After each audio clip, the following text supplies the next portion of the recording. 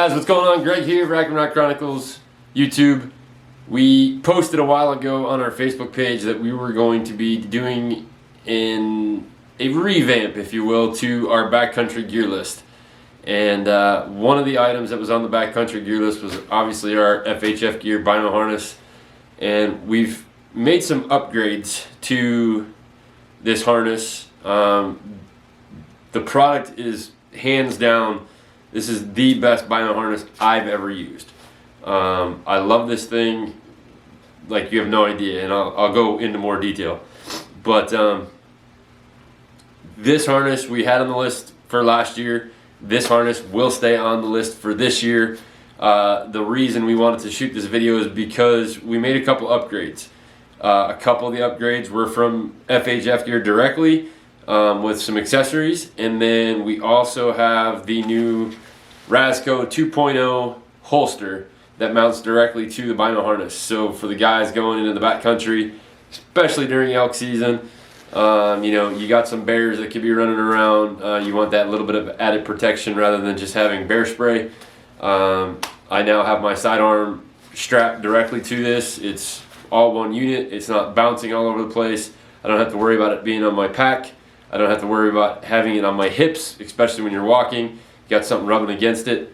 But we'll start with the basics. The reason I say, two reasons I say that this is my favorite Bino harness that I've ever used, is one, it's super low profile. It's super easy to use. It's comfortable. But the biggest reason, if you remember back a few episodes or so ago of this on YouTube, or if you watched the very last episode of season 2 of Rack and Rod Chronicles, when we were in Illinois, I actually had a slight accident. The strap on my tree sticks broke while I was 19 feet in the air. Thankfully, I had a lineman belt on, but this harness kept, as I was falling, obviously my chest went in, and it's kind of hard to see. I'll get close, but this right here is actually tree bark. Didn't tear the fabric, didn't rip or anything, but kept my face from slamming into the tree. So it was a fun ride. It took the abuse for me, thankfully, and it never even tried tearing off at all. It stayed right where it was supposed to, but it kept the distance of me, between me and the tree, which was great. So the other little accessory we got this year was actually a Christmas present. We got the FHF gear Rangefinder pouch with the gear tether, so I don't have to worry about dropping it. And you can mount this 100 different ways. I put it on my left side, obviously, because I'm right-handed, so with my sidearm on me, I need to be able to get to that.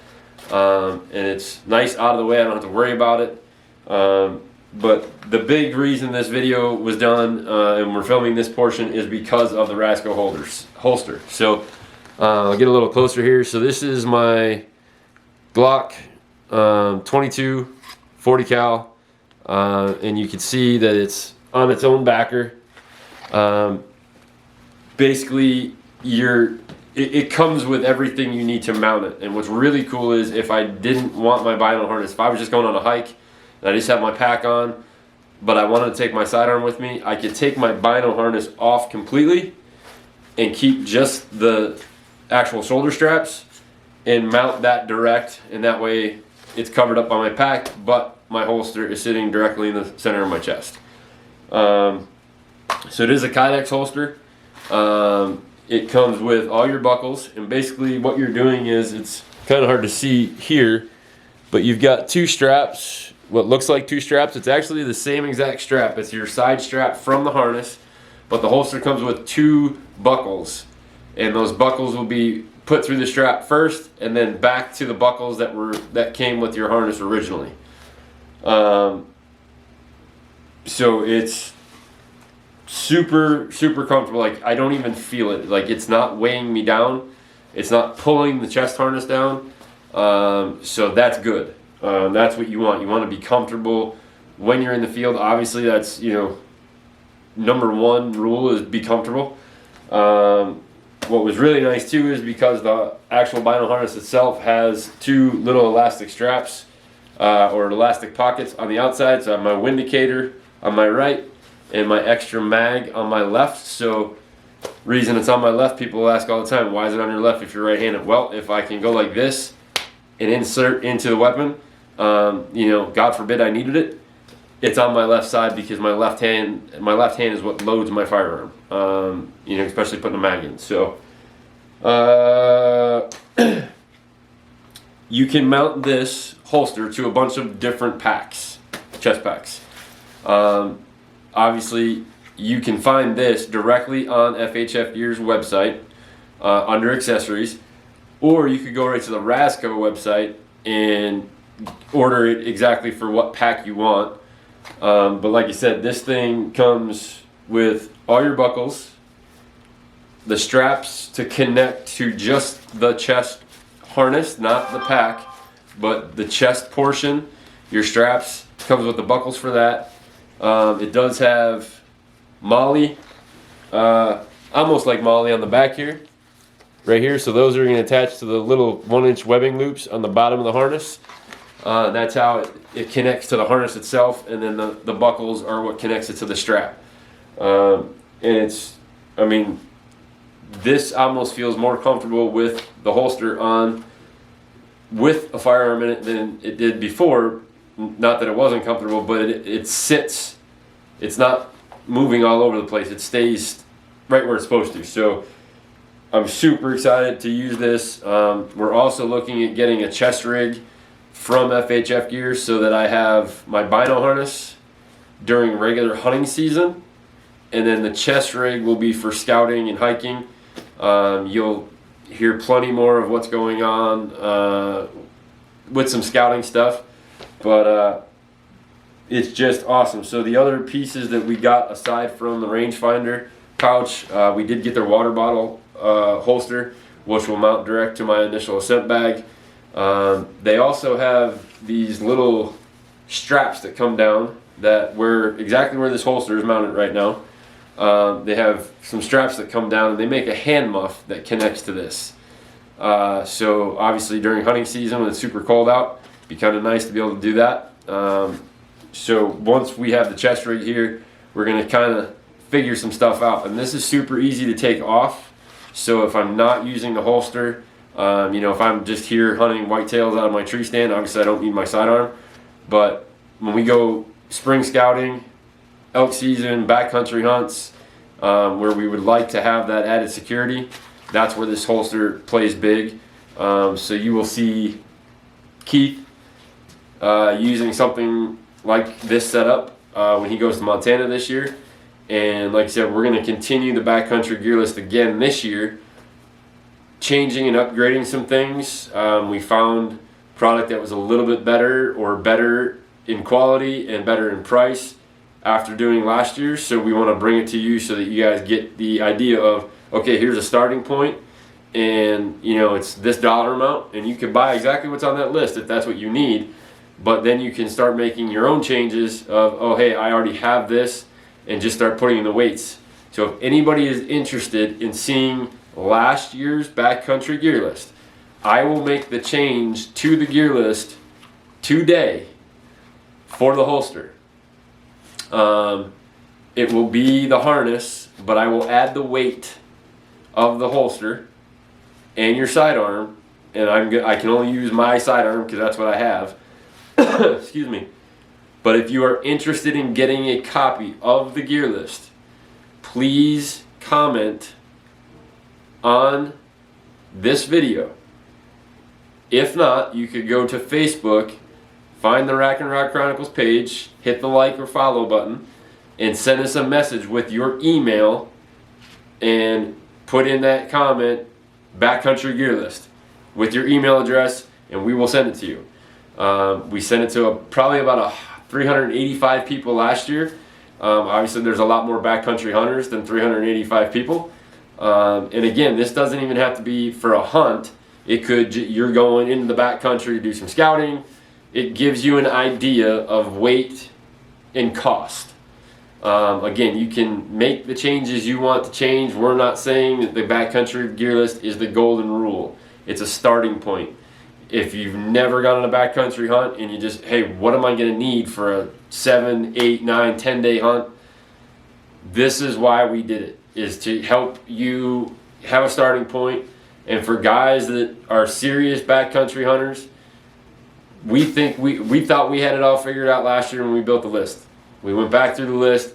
We found some new gear. We found some, brands that don't advertise all over the place, that make quality gear at an affordable price, and we're going to start making those changes. So you're going to see some things change. You'll see videos here, and then you'll also see the videos as Keith and I are working on some hiking here in Pennsylvania, some backcountry stuff here in Pennsylvania, to get him ready to kind of get out and go get a real nice bull elk out in Montana. So you'll see some, kind of fitness stuff that just needs to be done if you're going to be in the backcountry. So again, if you want a copy of our current list, I will make the change today for the Razco holster. This thing is just bad to the bone. It doesn't just come for Glocks. You can go to their website, see exactly what model firearm the holster is made for, so you can pick and choose.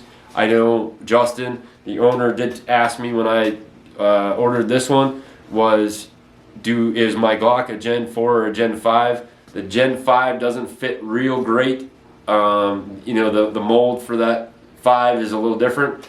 So once I told him it was a Gen 4, he said no problem, and this baby is in here. I mean, I'm not giving it a good yank like I had to get it out, but it's not coming out while you're hiking, that's for darn sure. But it comes in the flat dark earth color, so it matches basically pretty much any of the Bino harnesses that are out there. You could probably get different colors. I didn't ask. This is the one that's on the FHF Gear website. So when I talked to Justin and explained, we just went with the flat dark earth, matches my whole rig perfectly. But now this gun is empty, so I can show you here. But it snug fit, locks right in, and I'm basically using my thumb. Oops, tucked in one of my straps on that one. So I'm going to close this because I'm fighting with it. Right back here, there's a little piece of the holster that actually covers the rest of the slide, and basically I'm using my thumb just behind there on the snap that actually holds it to the Bino harness, and I'm pushing on that and pulling at the same time, and that will take the weapon right out. And it's a nice lock. Trigger guard is protected, so you don't have to worry about catching it on anything. Again, having the capacity to have an extra mag that's external. I don't have to dig through a pocket or find it. It's external. I can grab it if needed. Keeps the handle down and out of the way, so it's not going to snag on anything or the grip. So yeah, I mean, Razco does an awesome job with this holster, and for the pricing compared to some of the other ones, I know a couple of the guys that did some of the lists last year, they were using it was basically a standalone chest holster. And I mean, if you're just hiking or maybe you're out fishing, you could probably get away with it, but they're like $200.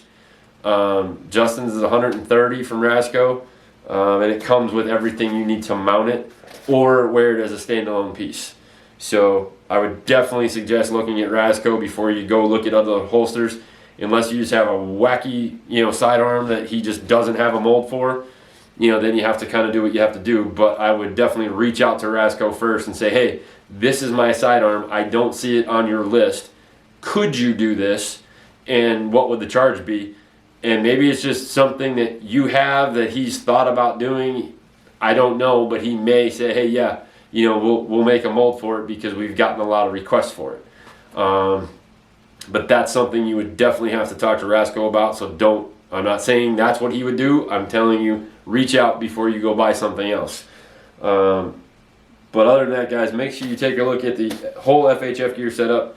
I can't wait to get the chest rig. Right now they're out of stock, so I'm hoping they get them soon. Basically, the chest rig is you could put binos in it, but it's more of a kind of a catch-all. I don't really want to call it a catch-all, but it puts stuff that you'll need right in front of you. I can still attach this holster to it. I can attach the muffs. I can attach molly, options, other pouches right to the front of the pack, so it would stick out a little bit further. But again, during scouting, maybe I don't want to take a pack with me. I'm just going to take a bladder or something. I can keep all my other stuff, my notes, GPS, camera, all that stuff up the front, and not have to worry about hiking with a big pack on. So couldn't ask for a better setup. Justin, awesome job on your holsters, man. These things are rock solid. And honestly, it took about 5 minutes to run the straps through the way they're supposed to be run. So you can either go to FHF Gear's website and pull up the video on how to do it. If not, leave us a comment below and say, hey, shoot a video putting those buckles together. We would like to see it. So other than that, guys, you'll see some more stuff coming real soon. Again, if you're going to be at the Harrisburg Great American Outdoor Show run by the NRA, February 5th through the 13th, make sure you're looking for Keith and I. We'll both be on the floor with cameras. We'll be in the B&D Outfitters booth for a little bit. We'll be in the Hunt Chef booth for a little bit. We'll be in the Elevate Stand Company booth for a little bit. So we'll kind of be mingling around and talking to people, interviewing people. But we'll be there basically all day on the first day. So other than that, till the next one, we'll talk to you soon.